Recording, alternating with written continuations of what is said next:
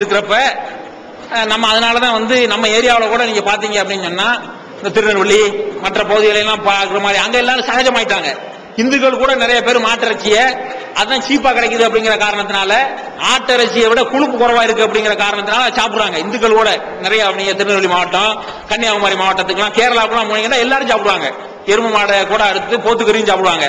அதையும் ஒரு வகையினர் வந்துகிட்டு கடவுளாகத்தான் எவனுக்கு வாகனம்ங்கிற காரணத்தினால மதிக்கவும் செய்யறாங்க, சாப்பிடுறாங்க. ஒரு நடைமுறைக்கு வந்துருச்சு. இதுல இஸ்லாத்தினுடைய நிலைப்பாடு என்ன அப்படின்னு சொல்லி சொன்னா, கடவுள் நம்பிக்கையில் கூட இஸ்லாம் என்ன சொல்லுது அப்படின்னா, கடவுள் மனிதனை இந்த உலகத்துல படைச்சு, மனிதன் தான் இந்த உலகத்தினுடைய கதாநாயகன். உலகத்தில் உள்ள மற்ற எல்லாத்தையும் மனுஷனுக்கு தான் படைச்சிருக்கிறார். இதுதான் இஸ்லாத்தினுடைய நிலைப்பாடு. உலகத்துல கடவுள் மனிதனை படைத்து மற்ற எல்லாத்தையும் மனிதனுக்கு அவனுடைய வசதிக்கு அவனுடைய தேவைக்காக கடவுள் படைத்திருக்கிறார். இப்படி நம்ம நம்பணும் அப்படின்னு சொல்லிட்டு சொன்னா எல்லாமே நம்ம வசதிக்கு தான் இருக்கு அப்படின்னு சொல்லிட்டு நம்ம நம்பணும். அப்ப இந்த அடிப்படையில நம்முடைய உணவு என்பது இப்ப எல்லாருமே நாளைக்கு மாட்டுக்கறி அப்படிங்கிறப்ப இது ஒரு பரந்த தளத்துல வந்துச்சு அப்படின்னு சொல்லி சொன்னா ஏன் உயிரை கொள்றீன்னு கூட வரும் அப்படின்னு கேட்கறாங்க நிறைய பேர். ஏன் போட்டு ஒரு உயிரை கொல்லணும், உயிரை தேவையில்லாம கொல்லாம இது ஒண்ணலாம் தானே அப்படின்னு சொன்னா, இப்பவே நம்ம காய்கறி, தக்காளி, வெண்டைக்காய், முட்டைக்கோசுன்னு சொல்லிட்டு வாங்க போனோம்னு சொல்லிட்டு சொன்னா டெய்லி ஒவ்வொரு வேலை சொல்றாங்க, ஏறிக்கிட்டே இருக்கு.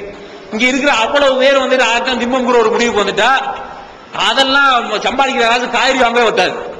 எல்லாரும் பிரிச்சு கொஞ்சம் பேர் மட்டனு, கொஞ்சம் பேர் மீன், கொஞ்சம் பேர் இப்படி கோழி இப்படி சாப்பிட்டுக்கிற காரணத்தினால சைவம்னு சொல்லிட்டு சாப்பிடுற ஆட்களுக்கு அது பாட்டுக்கு பேசாம இருக்கு. இப்ப இப்படி சாப்பிடக்கூடிய வரக்கூடிய ஆட்களுடைய உணர்வுகளை எல்லாம் மதிக்க மாட்டோம்லாம் இல்ல. அதனாலதான் இன்னைக்கு விருந்து சாப்பாடோட நாங்களும் சேர்ந்து வெஜிடபிள் தான் சாப்பிட போறோம். இன்னைக்கு எல்லாரையும் கூப்பிட்டு இருக்கோம். இதுல சாப்பிடுறவங்க வருவாங்க, சாப்பிடாதவங்க வருவாங்க.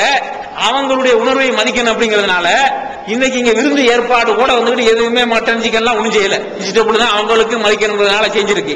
அதனால மதிக்கிறதுங்கிறது ஒரு இடத்துல, இதை சிறந்த கொள்கையா சொல்றது சரியா அப்படிங்கறத பாத்தீங்கன்னா சரியில்லைங்கிறது இஸ்லாத்துடைய நிலைப்பாடு. இந்த புலால் உண்ணக்கூடாது ஏன்னா நடைமுறைக்கும் சாத்தியம் இல்லை. சில இயற்கையான அம்சங்களோட ஒப்பிட்டு பாத்தீங்க அப்படின்னு சொன்னா கடவுள் அதை அனுமதித்திருக்கிறாருன்னு விளங்கும். உதாரணத்திற்கு நீங்க புளிய பாக்குறீங்க, புலி வேப்பலைய திங்குமா, புல்ல திங்குமா? புலி பசித்தாலும் புல்லை திங்காதுன்னு சொல்லுவாங்க. அது என்ன கொள்கையா போட்டு முடிவுனியா திங்காம இருக்கு? திண்டுச்சுன்னா செத்து போகும். புலி புல்ல திண்டுச்சுன்னா, இலைய திண்டுச்சுன்னா செத்து போயிடும். அதனுடைய உள்ளுறுப்புகளில அதை ஜீரணிக்கக்கூடிய தன்மை இல்லை. வாயில உள்ள அமைப்பிலேயே அதை சாப்பிட முடியாது. அதுக்கு பாத்தீங்கன்னா கீரி இழுக்கிற மாதிரி உள்ள அந்த பல்வகை தான் புலிக்கு, நாய்க்கு, நரிக்கு, இந்த மாதிரி உள்ள உயிரினங்களுக்கு எல்லாம் இருக்கு. அப்ப அதை மட்டும்தான் சாப்பிடும். அதுக்கு நீங்க வைக்க கூட வச்சு இருந்தா, புல்ல வச்சு இருந்தா, வேப்பலைய புளி வச்சீங்கன்னா சாப்பிடாது. அதே மாதிரி ஆட்டுக்கு மாட்டுக்கு நல்லா கோழியை 2 கிலோ வாங்கி வரட்டி கொண்டு போய் வச்சு எல்லாம் திங்குமா?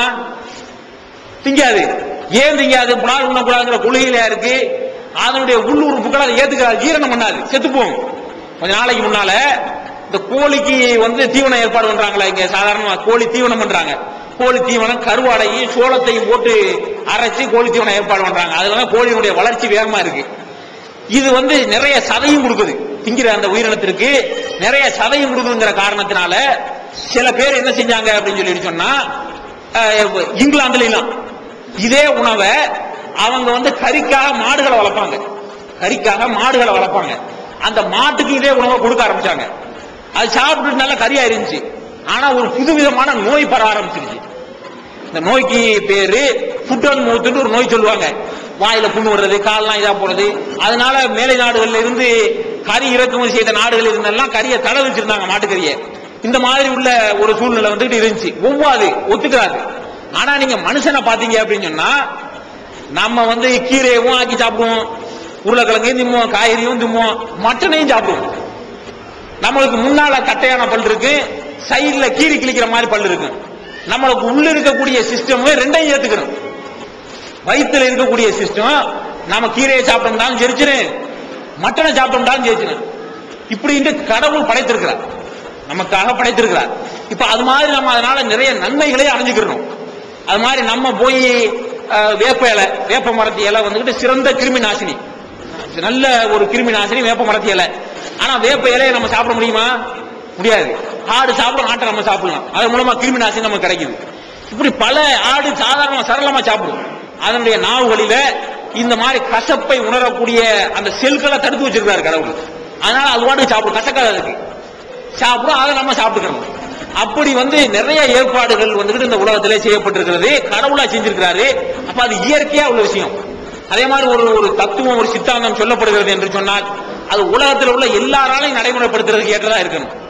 இப்ப நம்ம புலாலே உண்ணக்கூடாதுங்கிற ஒரு கருத்தை சொன்னாங்க அப்படின்னு சொன்னா, இப்ப துருவ பிரதேசங்கள்லாம் இருக்கு, பனி கலந்த நாடுகள், அண்டார்டிகா, கிரீன்லாந்து, இந்த மாதிரி உள்ள நாடுகள்லாம் இருக்கு. இங்கெல்லாம் வந்து அவங்களுக்குள்ள முழு நேர உணவே அவங்களுக்கு கீழே தரையெல்லாம் ஐஸ் கட்டியா இருக்கு. இந்த ஐஸ் கட்டி தரையில வந்துகிட்டு எங்கேயாவது ஒரு இடத்துல ஓட்ட ஓடுவாங்க, ஓட்ட ஓட்டு ஒரு தூண்டில போடுவாங்க. அங்க ஒரே ஒரு வகை மீன் தான் இருக்கு. ஏன்னா அங்க உள்ள அந்த சூடு வந்து -50 டிகிரிக்கு கீழே இருக்கு. அவ்வளவு பனி கட்டி தரையே உறைஞ்சு போயிருக்கு. போட்டு தூண்டில போட்டு ஒரு வகையான மீன் இருக்கு, அந்த மீனை ட்ரவுட்னு சொல்லுவாங்க. அந்த மீனை பிடிச்சி அதை மட்டும்தான் சுட்டு அதை மட்டும் தான் திப்பாங்க. இப்ப அவங்கள்ட்ட போய் கத்திரிக்காய் தின்னு, உருளைக்கிழங்க தின்னு அப்படின்னு சொல்லி சொன்னா எப்படி திம்பாங்க? அது சரியா வராது. அவங்களுக்கு போய் சேர்றதுக்குலாம் அதெல்லாம் ஐஸா போகும்.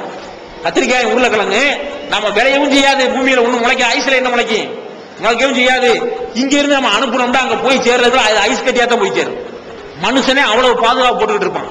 அந்த மீன்ல கடவுள் அந்த தன்மையை வச்சிருக்கிறாரு, அது உரையாது, அது சாப்பிடுவாங்க.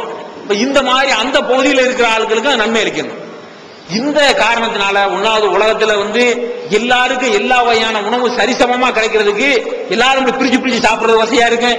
ரெண்டாவது என்ன அப்படின்னு சொல்லிட்டு கேட்டீங்கன்னா, மனுஷனுக்குள்ள கடவுள் வந்து இதையெல்லாம் ஈஸியா ஜீரணிக்கக்கூடிய தன்மை, எல்லாத்தையும் சாப்பிட்டு ஒத்து போகக்கூடிய தன்மையை வச்சிருக்கிறாரு.